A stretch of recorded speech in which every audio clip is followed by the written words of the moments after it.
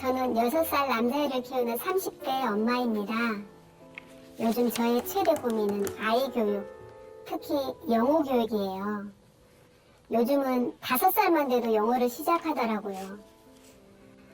뇌가 발달할 때 언어를 쉽게 배운다면서 다들 영어 유치원 가서 원어민 수업을 듣는데요. 저도 처음엔 그런 사람도 있구나 하고 기똥으로 넘겼어요. 그런데 옆집에 영어 유치원을 1년째 다닌 애가 있는데 갑자기 영어 실력이 확 좋아진 거예요. 팝송도 따라 부르고 혼자서 영어책도 읽는데 식은땀이 쭉 나더라고요. 걔가 작년엔 ABC도 모르던 애였거든요. 옆집 엄마 말로는 교육도 때가 있다. 애들 어릴 때 안 배우면 평생 후회할지도 모른다면서 영유도 보내고 사립 초등학교 애들 보낼 거래요. 근데요, 말은 옆집 애보다 우리 애가 훨씬 잘하거든요.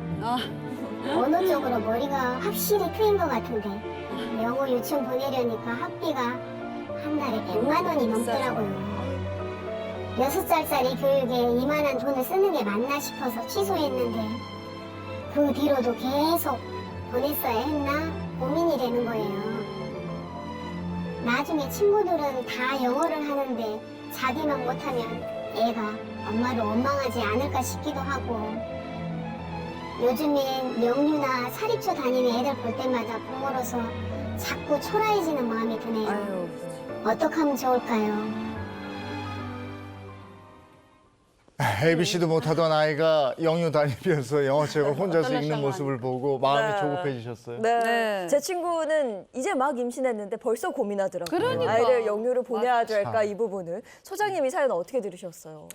참 어린아이들은 뱃속에서부터 진로가 고민이네요. 아유, 그러게. 네, 살아가며 인생이 다 진로 앞에 서고 늘 갈림길 앞에 서게 되는데 특별히 자녀들의 이 진로 앞에서는 부모들은 한없이 작아지고 고민이 커질 수밖에 없는데 지금 영어 유치원 같은 경우에는 우리가 옆집 애가 다니게 되면 굉장히 크게 자극을 받게 되기도 하고요. 동시에 우리가 영어 유치원 얘기를 하겠습니다만 이 주제는 첫째는 조기 교육에 관련돼서 내가 이걸 이 시기에 하는 게 적절한가에 관련된 것.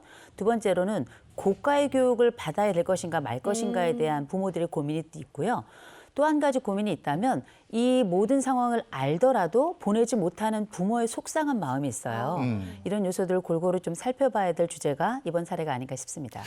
자, 솔루션 바로 들어가도록 네네. 하겠습니다. 옆집은 영어 유치원 보내는데 우리 애는 어떻게 할까요? 엄마의 열등감 때문이라면 보내지 마라. 보내지 마라. 저는 영어 유치원 또 여러 학원이나 이런 그 아이들을 위한 조기교육 기관에서 하는 요소들이 부정적이라고 생각하지만은 않습니다. 네. 그런데 이제 중요한 건 그런 교육에 여러 아이들이 나서다 보면 그 상황에서 엄마들 사이에 같이 모였을 때 얘는 보니 옆집에는 영어를 막 샬라샬라 하고요. 또 어떤 애는 갑자기 화를 엄청나게 잘 쏘고요.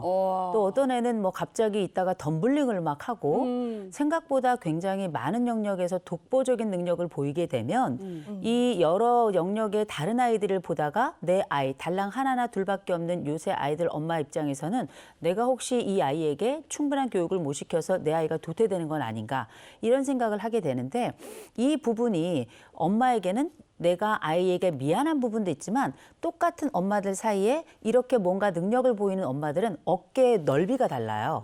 뭔가 어깨를 쫙 펴고 있는 것 같고 자신감이 눈에 막 이글이글 있는 것 같고 그러면 그 모습을 보는 엄마의 입장으로서는 애는 둘째치고 엄마의 열등감이 굉장히 크게 작용을 합니다.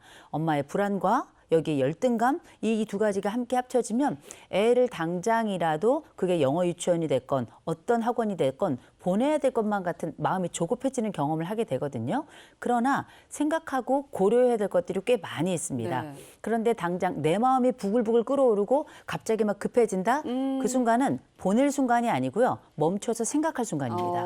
특별히 이게 뭔가 나도 모르게 치밀어 오르는 열등감 때문에 시작이 됐다면 네네. 이 열등감 때문에 앞으로 아이도 굉장히 빡빡한 삶을 살게 될 거고요. 네네. 엄마는 또 다음번에 일어나는 열등감에 또 한 번 이 마음을 대게 될 거고요. 이런 요소들이 그 이후에 일어나는 여러 여파들에 영향을 미칠 수 있다는 거 기억하시기 바랍니다.